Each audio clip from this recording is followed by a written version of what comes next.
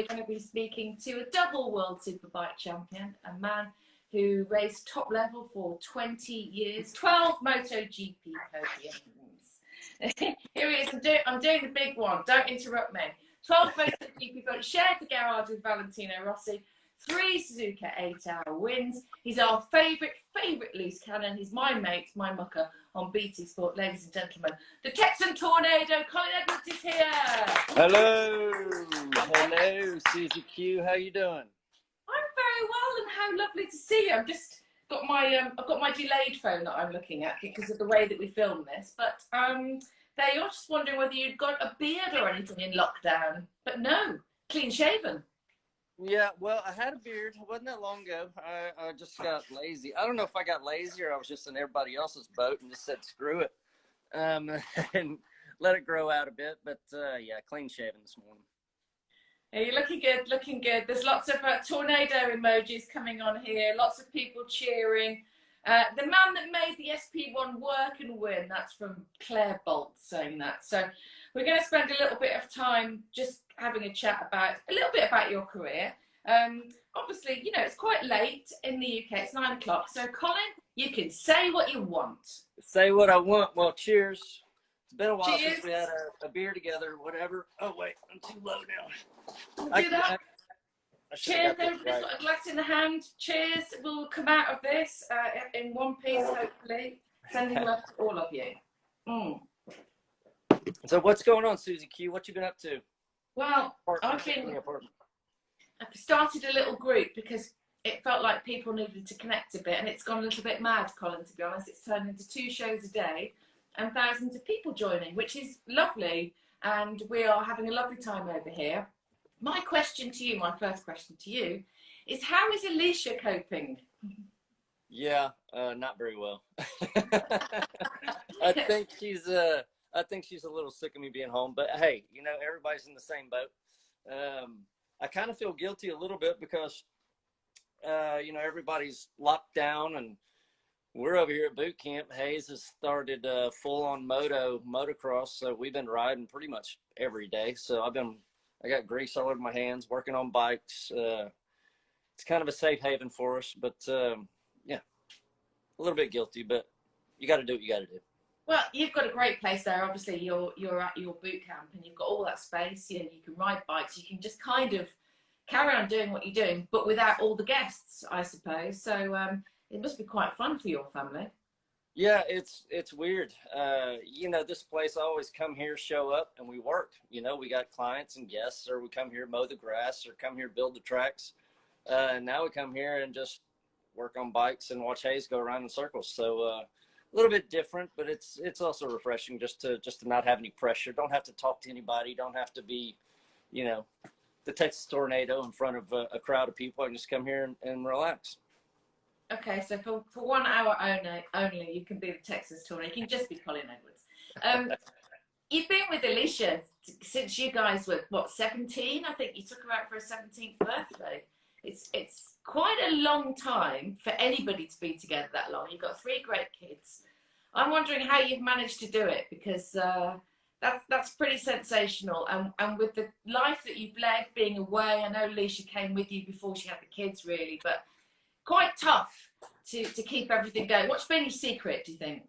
I think the secret has been that going away and coming back, going away and coming back. You have time to miss each other, to be honest. You know, right now we have a lot of time just to get on each other's nerves. So, but I think that is the secret, you know, and we're both small town folks, you know, we like, let's say, don't have to have the finer things. We're pretty happy with a cold beer and a movie or whatever. It doesn't have to be a lavish life.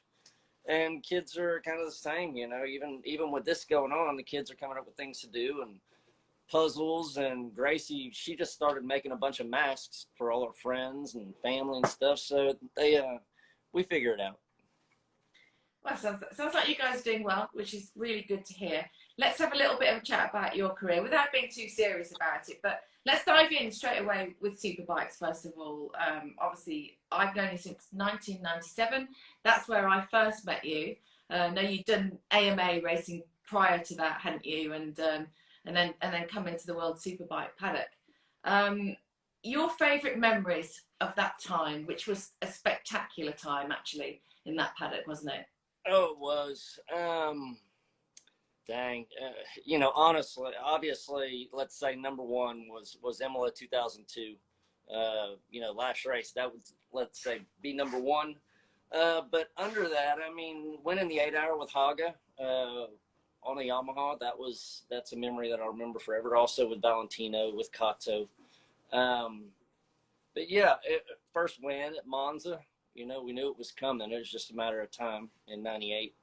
But yeah, that was just a family thing. You know, we were all family back in Superbike days. We all knew each other, and there was no animosity. And even me and Bayless, when we were fighting it out, we're still friends. I mean, we didn't, you know, purposely do things together, but we were, you know, good friends off the track as well.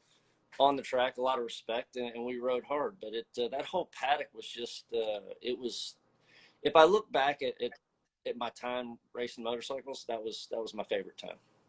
Yeah, it was really extraordinary. And obviously there was pressure because, you know, you were riding for a world championship. It was top level racing, but I don't know, it's even from my side of it, you know, my small part of being a broadcaster, it was very different. And I think we nailed it really by saying it was a sort of family atmosphere. And there was always a party on a Sunday night, wasn't there?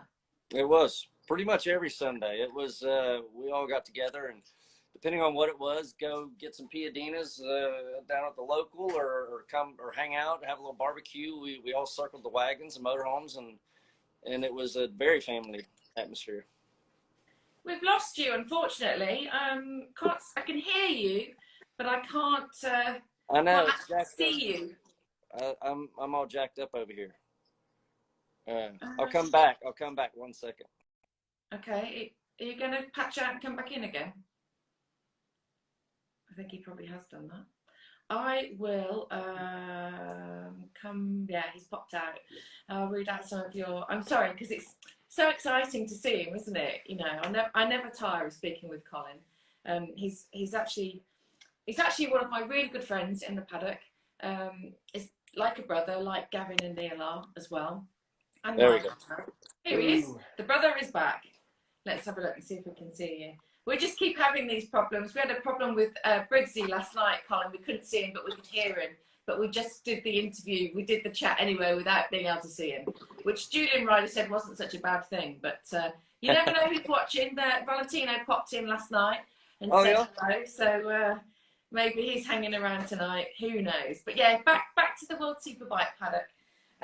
Obviously at that time as well, Suzuki was sponsored. Do you remember by Corona? Yeah.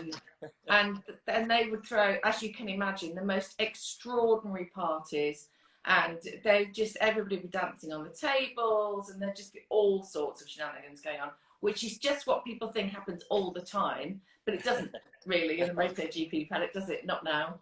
No, not now. It's a different story. Yeah, we used to all cut loose. You know, we used to work hard and cut loose on a Sunday night. That's for sure. The Corona tent was one of the hospitality that, there's been a few shenanigans going on there for over the years for sure. But yeah, coming to Grand Prix was just different. You really couldn't get away with it. I mean, there were moments, but in general, it didn't happen that way. Okay, right. Let's just stick in the Superbike paddock for a second, because you mentioned quite a few things that I want to pick up on. Let's go to your first World Championship, because obviously everyone talks about 2002. 2000 was your first time that you took the title. So can you remember that moment where you won and you knew you were a world champion? Can you take us to that moment? Yeah, it was weird, to be honest, because we knew that Haga had the overhanging the 25 points of race 2 that he might get taken away, which everybody in the paddock kind of assumed. What was it, a Fedrin? I think he had a Fedrin in his system. So we kind of assumed he was getting 25 points taken away. And even going to the last race, I think even if he won both races, I had to finish 10th or 2/10 or something like that. So pretty much had the championship wrapped up. I did the double at Brands Hatch a number of times, so I know it was good there. But then, yeah, I was walking in the paddock before the races even started. Said, "Hey, congratulations, you're world champ." Obviously the penalty came through and Haga got his point stripped away. So that was kind of a weird way to win it. But we had put the work in. It was still a world championship. Absolutely. And Noriyuki Haga, very fondly thought of by bike fans. I remember doing an interview with him in Japanese once, which people thought was really good, but I did used to live in Japan, so I sort of got away with that. An interesting character. You spent quite a bit of time with him, obviously, as a teammate, but you mentioned the Suzuka 8 Hour as well that you won with him. What was your relationship like with Nori-san? It was good. It was good. A lot of good times with Nori. There was definitely a few beers on those Sunday nights that we were talking about with Nori. A lot of times with him falling out of the camper or waking up in his car, it was, but we had some good time. I just saw him at the Akropovich thing that we did last year. He came and joined, and we got to catch up a little bit. And he's got his kids. His kids are racing now. I got fond memories of Nori. Yeah, he's a great guy. Then let's shift on to that 2002 year, because we talked about it in Phillip Island, didn't we, when we got delayed, and we had got Troy Bayliss with us, and it was brilliant actually to get the sort of gang back together again. It was fun. But what a season! I mean, for me, I think when I look back at that race in Imola, it's probably my favourite race of all time actually. But the season, how it was unfurling. I remember interviewing Troy, week in, week out, and he'd say to me, "Don't ask me about the pressure and all this," and he was leading the way, and you were just there and getting the podiums and getting the points, but the championship was in Troy's hand, and then came Laguna Seca, and what was it that turned the tide for you? Because 9 straight wins then to the end of the year. Yeah, we had struggled a little bit on power up to Oschersleben. And then it got to a point at Laguna. He won the first race. I did everything I could do.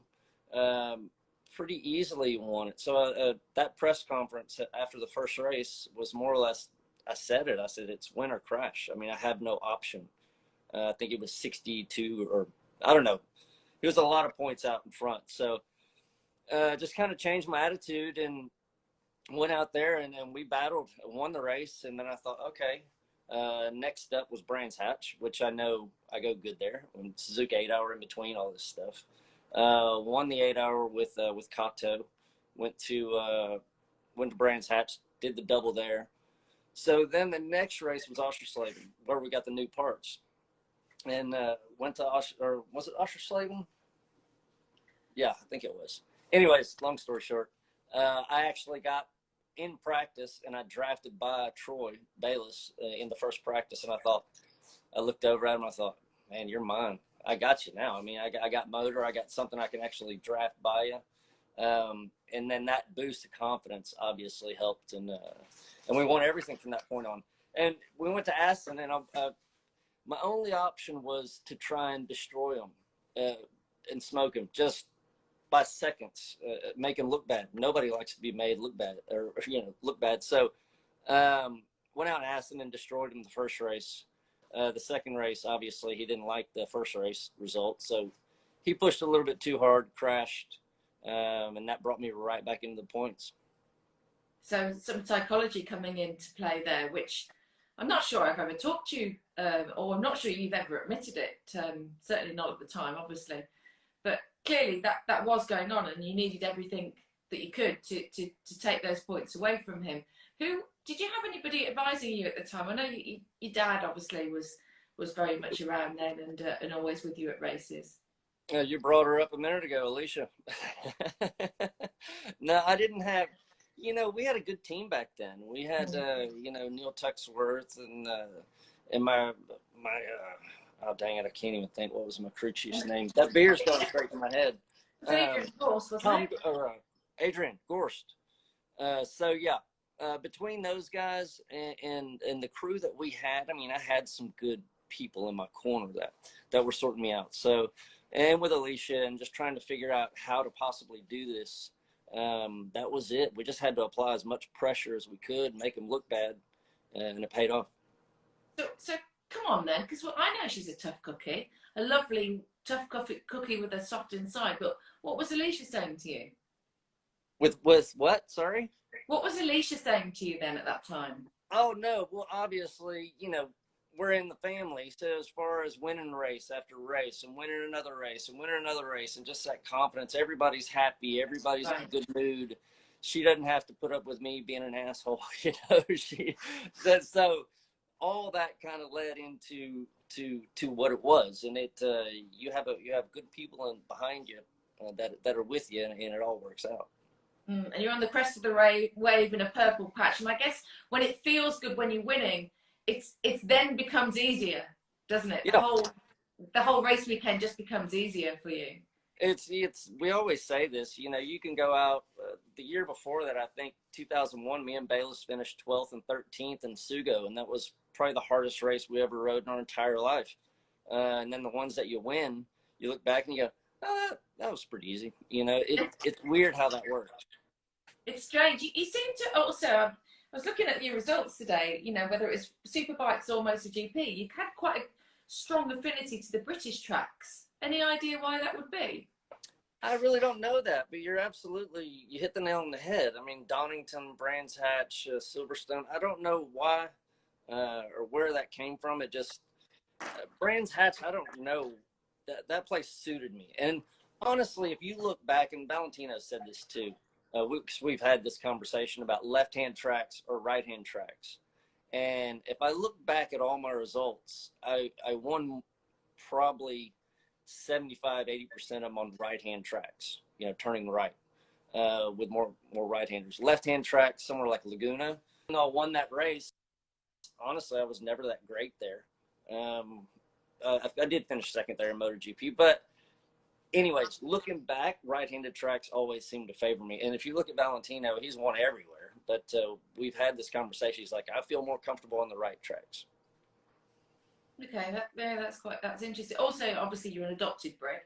You always have been. I mean, we can go back all the way to that flipping bloody night, excuse my language, in Newcastle, Geordie Lodger, at the brewery, when I was interviewing, I think it was you and, it would have been you and Aaron, wouldn't it, at that time, I guess? Was it, yeah, and maybe Toslin. I think JT might have been there as well.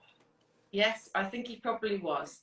And then they decided that they would hand the mic around the audience, which was a mistake, because then the boys wanted to ask me questions, and I was the one that was supposed to be asking the questions. Yeah. But that was just the kind of stuff we had to put up with back in those days, wasn't it? Yeah. And there was a lot of people there at that event. I mean, the whole place was maxed out, and yeah, that was a weird question that he asked, but it is what it is. Yeah, well, it was a bit of a sexual question, if anybody's wondering. And somebody did message me and said, I'll never forget that night. It was classic. It was funny. I think I handled it quite well. But my Geordie Lodger said that they have Northern Soul, big Northern Soul nights at that place. So yeah, it's a good place. Listen, I've got a couple of questions about World Superbikes from people I know. I wrote them down. So just give me 1 second. Yes. Backman996 wants to know who, in your opinion, was the better rider, Carl Fogarty or Troy Bayliss? Oh, tough one. That is a tough one. I would say, man, that they're both very similar. I mean, a lot of grit, a lot of. That's a tough one. But if I had to choose, I would say Bayliss. Okay, that's interesting. For what? Which reason? Is there a reason in particular, or? I don't know. I like Bayliss better. I mean, honestly, they both have very similar qualities. You know, both winners, both gritty competitors. Yeah. Both awesome on two wheels. Carl Silverback says, Johnny Ray, would he have won so many races back in the day if he was up against you and Troy? Oh, that's hard to say. I mean, Jonathan Ray is awesome. We know he's fast and what he's done. Back in our day, you just didn't have the electronics, and everything was in your right wrist, and finding a tire that worked, finding a bike setting that worked. Nowadays, it's a lot of electronics, spin control, launch control, everything you want. We didn't have any of that back then. So that's a tough question, but we all know Jonathan Ray is an amazing rider and done what he's done. So I have no reason to think he wouldn't be there with us. But definitely it would have been up there with you, wouldn't it? Yeah. It'd be great to see, actually. I'd love to see that. Of course, we never do. But your style of riding was pretty unique. When I look back at the way that you rode, the way you look on a bike. It's just the neck. That's all you see is a long neck. It's amazing, isn't it, how riding styles have changed over the years. And, you know, the likes of Valentino, who was obviously riding during the years that you were riding, has had to adapt and change completely the way that he rides his bike. And what we look at now in MotoGP is in essence a different way of riding a motorcycle, isn't it? Yeah, absolutely. I agree. The old Superbike style that I brought over with me, I struggled. Honestly, I struggled. Braking style was a lot different. Superbikes, you kind of squeezed it and then a little bit harder and then release as you go in. Trail braking. MotoGP with the brakes was just grab everything you have at first, you know, the first time you grab it. So all that, yeah, I had to learn. And as far as riding style, the Bridgestones kind of changed all that. You know, once they came in and took over the whole paddock, I think that was that 08 or 09, I can't remember. You had to adapt. You know, before that, you could use your style and you could have a tire built. You could play with tire casings and all that stuff. But once it was a set tire, you had to basically build a motorcycle for a tire. And up to that point, we had been building a tire for a motorcycle. Yeah, so when you came to the MotoGP paddock, obviously Aprilia was the first year, and I think it's sort of really that year of your riding is defined by what happened to the bike, the toaster incident, the fire incident. Yeah, a little bit of fire. Yeah, that yeah. Barbecue. Oh, I lost you again, or you lost me. I'm with you. Yeah, I can hear you. Is he gone again? See him again, Yeah. Okay. I can You hear want me you. to come back? I can't see you again. It's exactly the same as what happened before. So. I'll come back. Give me a minute. I'll come right back. It's the comeback kid. I'm going to look at any questions that you are firing in to me. I'm trying to get through. Hello to you if you're just joining us. We're waiting for Colin Edwards to come back in. We lost his picture. He was awesome to us workers at Laguna. That's We Explore. I'm guessing that you might be one of the Orange Army, a marshal. So on behalf of the world of bike racing, to all the Orange Army, to all marshals, thank you for your work. Couldn't go racing without you. I can imagine that he was awesome to you. What you see is what you get. And we can see him again. Marvellous. I'm here. Do you keep having to put money in the meter, or what's going on? I think that's what's going on. I'm out here at the boot camp. I'm in the shop, and the service is normally not bad here, but today it's acting up. Yeah, okay. I mean, that's just the way it is, isn't it, really? Let's come back then to your MotoGP career as we sort of trawl through to you joining Yamaha, really, which is, it seemed to me, that's when you kind of really started to find your. I know you had a podium with the year before with Honda, but Yamaha, you just seem very, very comfortable with the Yamaha team, and obviously your teammate was Valentino Rossi. So yeah, I was comfortable with them, and you know, and with wait a minute, let me get some better lighting here. With Valentino, I mean, we had obviously. Where have you gone now? I've lost you again. Oh, I'm here now. Okay. I can see the long neck. Okay. We had instantly become friends because we're very similar attitude or whatever. And then obviously I did the year Aprilia and then Honda. And then once Valentino had the opening, somebody was leaving. He had actually requested for me to be his teammate, which I was more than willing to come over and do. But yeah, it was comfortable. You're right. You know, we got along good. The dynamic in the garage was a little bit different. You know, you had all the Japanese and all the guys on his side. And I was on the other side with my crew chief, but that was expected. They told me, you know, before I even signed the contract, we're we're not, we don't want you to come over here and win. We want harmony. We want you to come over here. And Valentino's requested you. And it's like, okay, well, that's a job. Okay, but how did you feel about that then? With someone saying, we don't want you to come and win. I mean, you're Well, a champion. Of course they wanted me to win if Valentino wasn't going to win. You know, that was, of course. But let's say what they expected of me was to do what I did, you know, create harmony in the team. We're all going to go out to dinner and everybody's friendly and there's no animosity in the pit. And so it worked out. You know, that was the gig.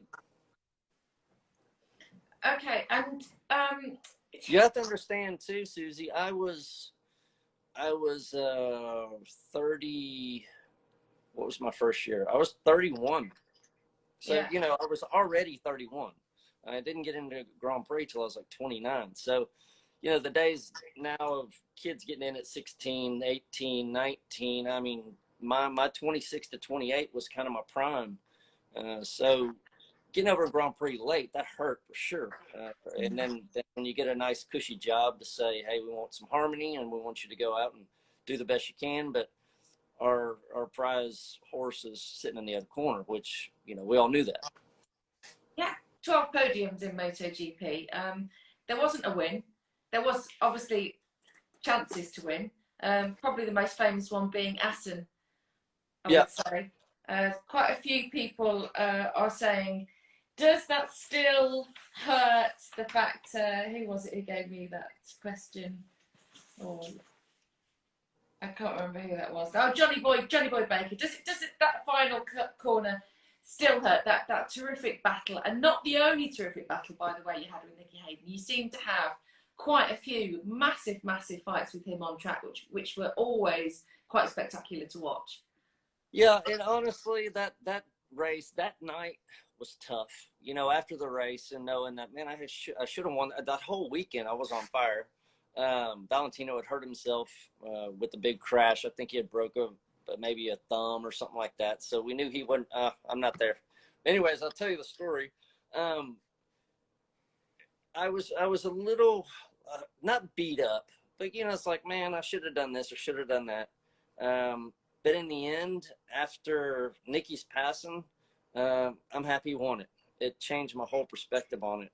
That a race is a race. He got to enjoy it. He got a few moments of glory, and yeah, I don't even think about it anymore. I'm honestly happy he won it.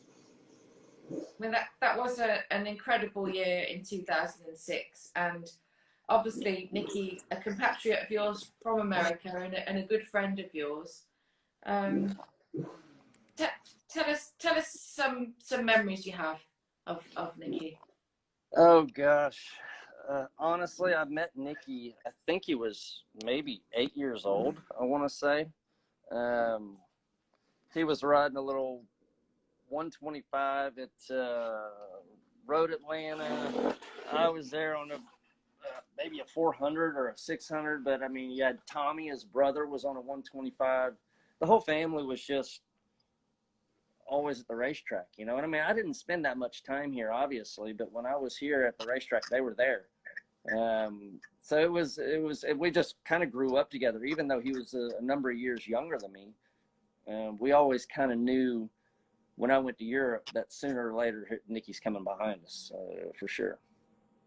Yeah, because I mean, his sisters, they all raced, didn't they? The whole family raced. His sisters, mom, they were just all involved with bikes, and it was in their DNA, I suppose. It was inherent. But when you look back at that year, 2006, it was such an extraordinary year in terms of a bit like, in essence, you know, your 2002 World Superbike year, how memorable that was. 2006 in MotoGP, because it had so many twists and turns.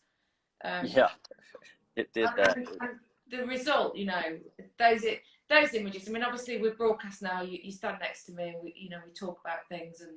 And for you, are they some of the strongest images that you've seen in terms of our sport? His face, and you know, when he realizes that he's got the championship, and they're just so beautiful, aren't they?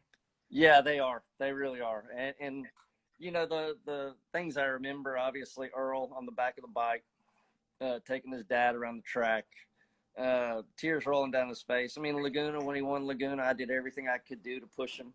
And what was that? That was in 05 anyways, but he was always, and Nicky was always such a humble, never had an attitude, never had an ego. He just wanted to go out and race motorcycles and hang out with his family. But yeah, some of the images from that year, was it Pedrosa that took him out and Estoril. And you could see his face, the anguish. There were some powerful images, and he's going to be missed, that's for sure. I think it's the only time we ever saw Nicky angry in Estoril, when he was sort of pushing around and he was shouting and had tears like rolling down his face, because we all thought that he'd lost his chance then of the title, and it was Valentino's to lose, which obviously he did in the end by crashing, and it became a sort of stuff of legends. If you'd written something like that for Hollywood, they would have gone, "Oh, that's ridiculous. That would never happen." Exactly. It did, and I always found Nicky to be a bit like you on the grid. I would ask you a question, he would speak back to me in a soundbite that either made you smile or it was just really fascinating. And I don't know if it's just because why Americans do that, but you do. I mean, you were always the same. You were always very relaxed on the grid to talk to. You kind of just accepted the media as part and parcel of what you did, unlike someone like Casey Stoner, for example, who just hated the whole media thing. You didn't have that. You just kind of welcomed it with open arms. Why do you think that was? It was a couple things, I think. I mean, you know me. I get intense after the sighting lap, to be honest. After the warm-up lap, I get intense and get ready to go. Before that, and it's also a bit of a distraction. You know what's coming up. You're about to risk everything. You know what your bike's capable of, and it's up to you if you got what to do with it. So you got a lot of pressure, a lot of people behind you, whole team, manufacturers. It is a little bit of a distraction to chit chat on the grid and not think about that. So you kind of relax. After the little chit chat's over, then it gets serious. What would you say is your favorite moment in terms of podiums or success that you've had, 2002 aside?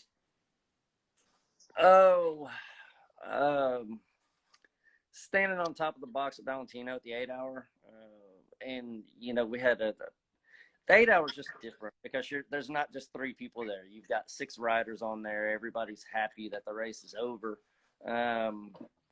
But heck, I don't know. That one at Laguna, I remember in 05 when that Nicky won and Valentino finished 3rd and I was 2nd. That was a memorable one. But yeah, I mean, I don't know. 8 hours just a little bit special. Yeah, it's kind of a race that nobody really wanted to do, and yet you seem to quite like going over there and doing it. Hey, whoa. But they pay you handsomely, or what? Well, I don't know about like. No, it was, when you're a factory man, when you with Honda or with Yamaha, and if they ask you to do it, I was always obliged to do it. It never. The testing sucked, to be honest, because you had to go over there 2 or 3 times in between races leading up to it to test. But it was valuable testing. You always had to do it. But yeah, if they asked that, I would oblige them to do it. Go out and give it everything I had. Hey, listen, you were going to retire at the end of 08, I think it was. Or was it 09? I get my years mixed up. And 08, I think. Was it? You won't know. I don't know why I'm asking you. This is where we need Gavin with his photographic memory. You were going to retire, and then you seemed to just kind of really get on with Tech 3, and you stayed for several more years within the MotoGP paddock and extended your career by a long time, actually, as it turned out. Was it that you felt comfortable in that team? Was it Ove Poncharal? What was he like as a boss? How did you feel in that team when you decided to stay longer? Yeah, honestly, some of my best memories in MotoGP are with Tech 3. They had a good outfit. I mean, I don't speak French. Luckily, they speak English, and it all worked out. I had Gary was my crew chief the first year, and then Toslin wanted. We were teammates, the first 2 years there, and JT wanted to swap crew chiefs with me, so I was like, okay, whatever. And then I got Guy Coulon for the next 3 years, and he was awesome. I mean, I call him 1.21 gigawatts because he looks like Dr. Emmett Brown on Back to the Future. But it was those and Hervé. I mean, Hervé Ponceral, you got to keep us somewhat of a distance. We all know, we've talked about this, but he's a good soul, and it was always a good run team. Yeah, I mean, you sort of glossed over that, and I understand why you did. You did fall out, obviously. You and JT, it was all right one year, and the next year it wasn't. I mean, it was pretty frosty in that garage. Did that kind of? Well, you ended up with Guy Coulon. You ended up with a crew chief that you liked. So in terms of racing, I guess it didn't really affect you, but it was a bit of an odd year that year, wasn't it? I don't think JT would mind me saying that either. Yeah, no, it was weird, and we did the first year, obviously, so that would have been what year? 08, and then 09 came back with different crew chiefs. We swapped, and it was almost like putting gasoline on a fire, to be honest with you. It made me more hungry. Almost like, okay, you needed my crew chief. This is the piece of the puzzle that you felt was missing.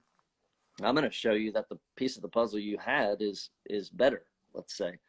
And yeah, it did spur me on. Got JT coming on the Breakfast Club on Friday. So, but I mean, obviously, lots of water under the bridge since then, and working with BT and the like. How did that come along for you, by the way, the whole BT thing? It was. How did it work? I was. How did it work? Does it work? How does it work? I don't know how that actually came. I know how it came about because I went to, I think it was in 15. I was a Yamaha test rider, and we were. I had to show up at like 6 tracks, and we were testing on the Monday after. And then BT, I don't know, I went in at Silverstone, did some guest commentating with Keith and Jules, and from that point on they had my phone number and said, hey, what do you think about doing, if you're going to test, why don't you just show up a couple days early and work with BT? So that's kind of how that happened. And then once I did 6 races one year, then the next year was 10 races, and it just kind of led on from there. Yeah, I mean, it's quite good fun, actually, isn't it? We have good fun. Absolutely, yeah. I'm missing it, to be honest. It was always fun to come out and hang out and with all you guys as well and see the races. But it's I think we're all missing it. Yeah, it's been quite. I really wish that I could see you. It sort of irks me that we could see you before and now we can't see you. But I'm getting some questions in. One of them is, which would you say is the best bike that you've ever ridden? Oh, there are 2, to be honest. I mean, the SP2 in that year, 2002. I've had discussions with people, and some liked it, some didn't like it. And what they don't know is you had to ride the bike like I rode it, and you had to have the front tire that I had, basically, because we did a lot of work at Clermont-Ferrand at Michelin. I did thousands of laps around there to find a front tire, a casing, carcass, all that that matched the bike and my riding style. So if you ride the bike without that, it might not be the best bike in the world, but for me, with that setup, it was I could do anything I wanted with it. And then apart from that, let's say MotoGP, I like the 2005, 2006 Yamahas. They were good. Once we went to 2007 and went to the 800s, it was horrible. I did not enjoy the 800s whatsoever, but it was what it was. It's just talking to you now, actually, it is an extraordinary career that you've had, isn't it? Really long career. And then, you had a few more years with Michelin and Yamaha testing, which is obviously, while you were on BT Sport, you had your test contract, and we would try and pick things out from you about Yeah. tires and about Yamaha, and you just try to walk delicately on the fence, Yeah. which isn't your style, I know. And there's another question for you, actually. You were always quite loose-lipped in the early days, in the early 2000s. Was there a point where you thought, I need to rein it back a little bit? Once, yeah, it's an interesting question because, used to watch interviews of, Rainey and Lawson and Schwantz and all the guys previous to me, and it always was very similar.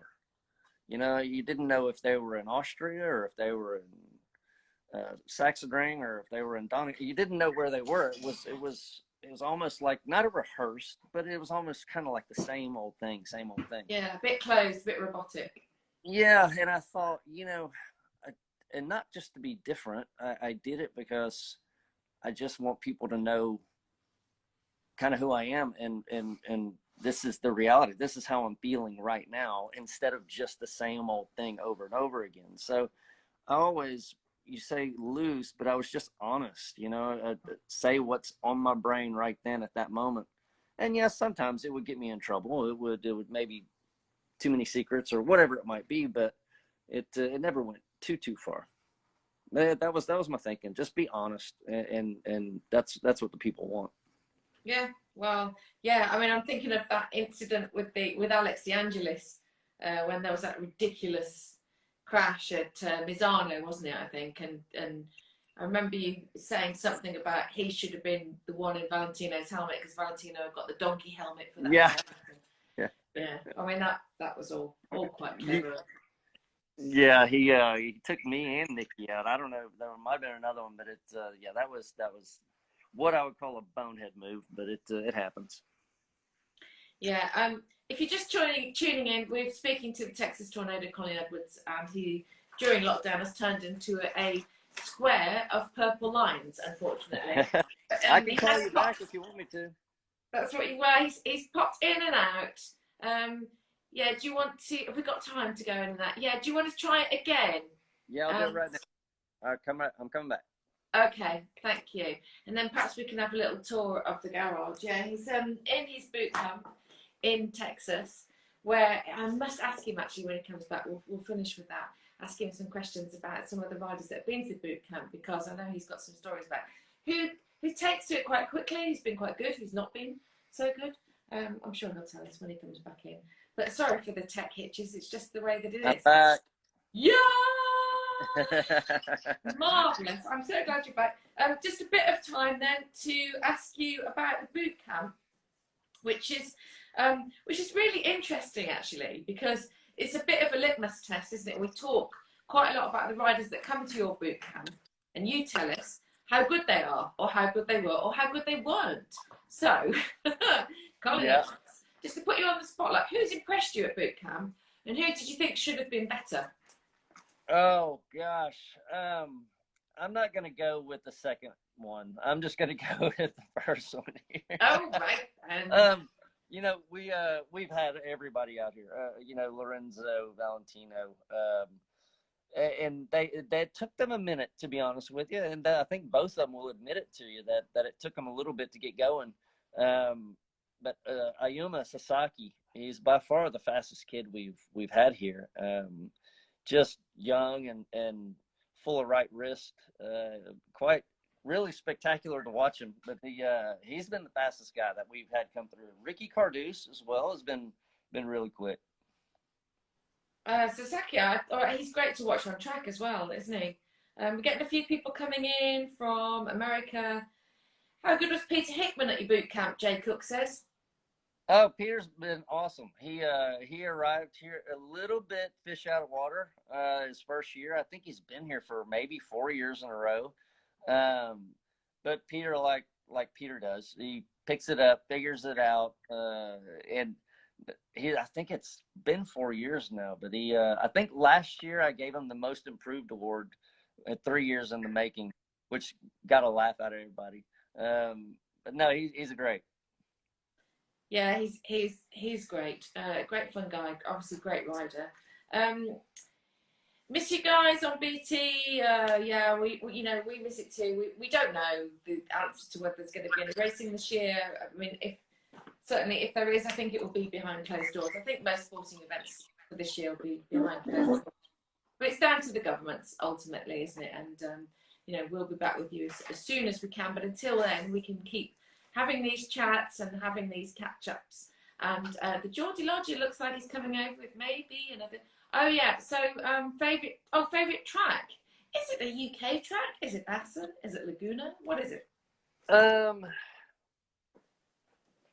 would have to say Phillip Island. I don't know if I ever won a race. Oh yeah, I won a race there. I think in 01, the first race, and then I got rained out on the second race. I think Phillip Island would be my favorite. I really like Donington, Laguna. Yeah, I'd say Donington's a second and Laguna's a third. Okay. Phillip Island is, I think, you know, the most spectacular looking track that we go to in terms of the way that it's laid out and just the scenery around it. I mean, Mugello is spectacularly beautiful, but Phillip Island, it's only slightly marred, isn't it, by the fact that we're not allowed to cross the road without somebody telling us that we can cross the road, and we're not allowed to walk. Yeah. You and I mean, it's like being at school, actually, isn't it? And I think you and me are the naughtiest and the worst, in that we deliberately try to do things we're not supposed to do. I don't know why we get a kick out of that, but we do. It's so annoying. First off, nobody likes to be told what to do, but being told the same thing over and over and over, hey, please use the footpath. Please use the footpath. Yeah, it'll boil your blood for sure. I don't know what's happened with Australia, but they seem to have turned into a little bit of a nanny state with all of that. But they have got that incredible track, and we do love going there, although we do obviously freeze our arses off every year that we go there. Now, you in particular, and there's a few people, I've seen a few people saying, when you come to the UK, do you have to wear thermals? Because they're remembering the images of Silverstone 2018, where we did a television programme for 5.5 hours without one wheel on track. And we literally made a show for 5.5 hours of us just talking. And you went blue. I froze my ass off. I was freezing. And I think I had thermals on. And I had 2 jackets. I had all that crap on, but I was freezing. For some reason in England, when it gets cold, I mean, it chills me to the bone. Here, it gets a little cold. I can put a jacket on and fine. But I cannot stay warm around that place. Maybe I need some more hamburgers, more beer. I don't know. You need to have some more barbecues. Preferably not with an Aprilia. Do you Aero J Walk? Do you remember the Nürburgring oil spill? What are your thoughts thinking back at that one? Oh yeah. Oh well, it's funny. I just saw the interview like a week ago. The interview after the incident, and you could obviously tell I was pissed off. Well, everybody saw that I was pissed off when I was throwing rocks. But yeah, that was one of those things that I was second in the championship to Fogarty, and I was trying to gain points on him.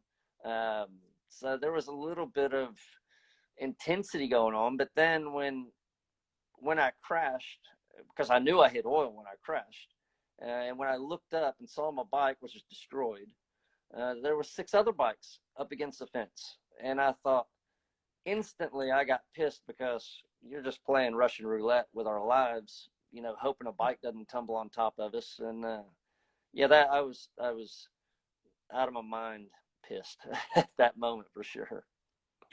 Colin, a lot of people asking if Johnny Ray's ever been to your boot camp. I'm not sure I've ever heard you talk about Johnny coming over. No, he hadn't been here. Leon Haslam, I'm just thinking of guys around like that. Leon Haslam's been here. Obviously, James Ellison. But no, Jonathan Ray, he hadn't been here. One day, we talked about it at the Akropovich thing. One day he's going to make it. Yeah. Oh, good. That would be good. Toughest opponent you've ever faced? Oh, when I think about, let's say, rival, are you talking about like a rival or? I think probably a rival, because I mean, anyone that's ahead of you, I guess, is a tough opponent. Well, I'll answer it both ways. I mean, obviously, Bayless. You know, me and Bayless out on track, we had equal respect for each other. And there was no dirty, no dirty work going on. We were simply out there giving everything we had. Flip over to MotoGP, and you have to say Valentino in a sense, because he was always making inches on you. You couldn't, even if your bike was set up good and you thought, well, I got him today, I'm just going to pull away. Well, he'd pass you, and then you do everything you could, and he'd just make an inch and make another inch and just make another inch and just go away from you. So that was hard to swallow. You're doing everything you can, and this guy's just. Yeah, it's about that 1%, isn't it? Are you still there? Are you still with us? Yeah, good. Okay. All right, Colin. Yeah, I got you. 4 minutes till we get cut off. Okay. Final stories, ones that you can tell that might please the guys and girls out there. What's your best Valentino story? Traveling, fun. You're like me. It's hard to think of stories until someone triggers something. So yeah, I don't really.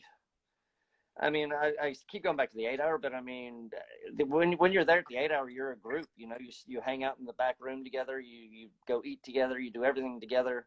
And that was some of our first memories we had, and we had lots of memories past that, but those stand out for sure. I do have a really. Go on. No, you go ahead. I do have a really good story about Max Biaggi if you want to hear it. Yes, because Max Biaggi is coming on the breakfast show in the morning, so do tell. All right. Well, this is going to be incriminating, and I'm sure he knows this because it was in that book. I think that Bertie Simmons that wrote the book. Anyways, so yeah, it was me, Curtis Roberts, a couple of my friends from here. Who else? I don't know. There was probably 5 or 6. There was about 20 of us out drinking in Magello in the paddock. Sunday night. We all got to get up Monday morning, catch the ferry over to Barcelona. And this would have been maybe 2000, I don't know, whatever year Curtis Roberts was in the paddock, maybe 7 or 2006. I can't remember. Oh, yeah. And Max Biaggi's smart car was sitting right out there in front of his motorhome, the big number 3, all yellow, paint job, the whole 9 yards. And so I think it was Curtis, because I know it wasn't me. Curtis thought it would be a good idea to turn it on its side. And then a few beers on board. For some reason, that sounded like a good idea to a number of us. So we ran up. But I'm thinking Dukes of Hazzard, like, you're going to roll the car and it's going to go to tink, nice and gently. So we went over there and turned his car over, and it went, bam! Windows there. I was like, oh my God. Alicia saw this. And she was obviously there, and I ran back to the motorhome like, it wasn't me. And she's like, you're an asshole. You feel like an ass right now, don't you? And I was like, yeah, I feel pretty bad. So luckily, where the story ends, everybody kind of dispersed. Party was over. Fausto was the motorhome driver. Max had already left the track. Fausto got to Barcelona early, put the car in the shop. I went over to Fausto and I said, I will pay for everything. Just tell me what the bill is. He goes, oh, it's getting fixed right now. Max won't even know. So from what I know, Max did not know. And you can bring this up to him. But the car got fixed. Everything got fixed. I think it cost me like 1,100 euro or something like that to fix everything. Windows, paint job, the whole 9 yards. But it was done. So, and I had to actually went to Erda. I went to Irene and I said, hey, just before y'all get wind of some bad stuff going on in the paddock, this is what happened. I'm paying for it. I'm owning up to it. And no more beers. I love it. Hey, listen, our hour is nearly up. Thank you so much for your time. It's been great to catch up with you. Lovely to see you. Thank you for giving your time to us here on the Supper Club. And I hope to see you in the flesh as soon as possible. As soon as possible. Yep. Hugs and kisses, Susie. We'll see you next time. Thanks, dude. Thank you very much. Great to catch up. Lots of love. Love to all your family, and especially to Alisha. Yep, same here. All right. See you later. See you later. Thank you very much. Well, that was fun, wasn't it? That's a pretty good way to spend your Wednesday night, I reckon. Tomorrow morning on the Breakfast Club at 9 o'clock BST is Max Biaggi. I will ask him if he ever found out about that story. to do with his smart car. So he'll be joining us tomorrow. So do feel free to join in if you fancy it. And send Colin some love, and send anyone that needs some love, some love. It's what makes the world go round. So from our supper club, oh, by the way, just quickly, so we've got Max, we've got JT on Friday in the Breakfast Club, and on Saturday morning we have got the legend that is the Wolves footballer and England footballer, Steve Bull. That's what's coming up for you this week, and I've got some crackers for you next week as well. Tomorrow, by the way, Gas talking to the Ducati boys in the evening, so catch that live as well on Insta. But thank you so much for joining. Lovely to share my Wednesday night with you. Really nice that we're all connected. I hope we've lightened your lockdown a little bit. And take care. See you in the morning. Lots of love. Thank you.